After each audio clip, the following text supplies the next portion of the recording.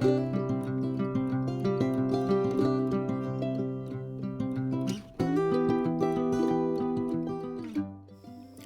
here we are back in the studio, but before we get started, I'd like to show you some artists. BRENDA LYONS, DYER,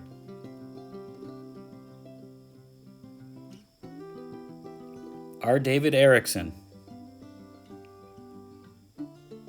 and myself, Jay Brooks. So here's some paintings that you can see. These are artists that have done the project that you're about to embark on. So let's get started. I have all my sketches, and now I'm actually ready to start arranging my composition.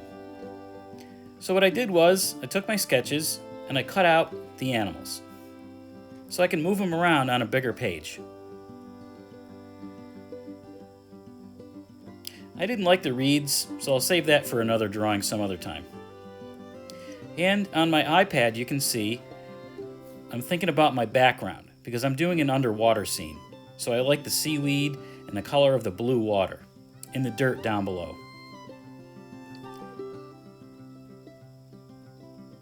So now I'm arranging my animals, trying to figure out how to put them on the page. And also considering the background color. I like the triangulation that the composition forms. Moves your eye from one corner to the other. So I was satisfied with that, so I taped it down.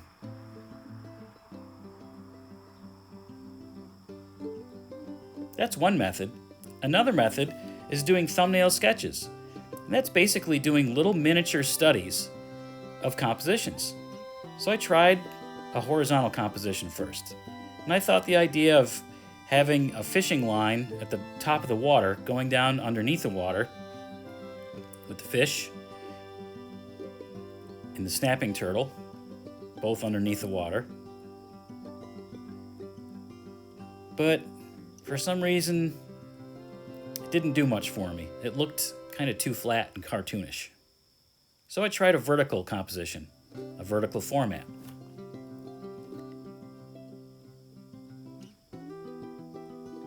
I put the turtle down in the lower right-hand corner with a nest of baby bass that he's going after, and then the bigger bass kind of in the middle off to the left, and then the fishing line coming down from the upper right.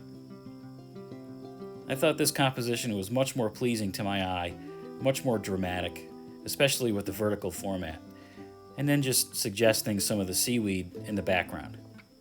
I like that one, not so much that one. So here's what I'm basing my background off, this photograph from Google Images. I started with the background first with some tempera paints. And you can see the colors that I mixed with different types of brushes. And then my finished drawing on top of that.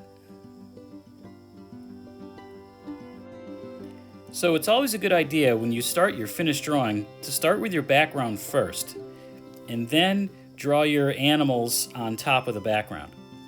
You can choose whatever medium you want. I like to paint, I like color. It's totally up to you. You can do yours in color or black and white if you choose. I started my finished drawing off with a pencil sketch, and then I painted the background.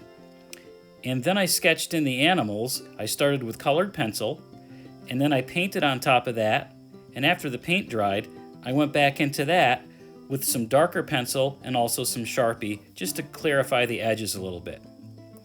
And there you have it, the finished drawing of the wildlife assignment.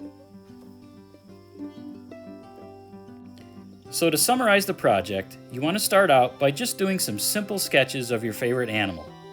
While you're doing those sketches, consider a theme or an idea. Once you have your idea, then you're ready to arrange your composition and also considering your background. Once that's completed, then you're ready to start your final drawing. So I'm going to leave you with asking yourself a few questions. What's your favorite animal in nature? And how would you compose the picture? And what theme would you choose? Would it be metamorphosis? power, competition,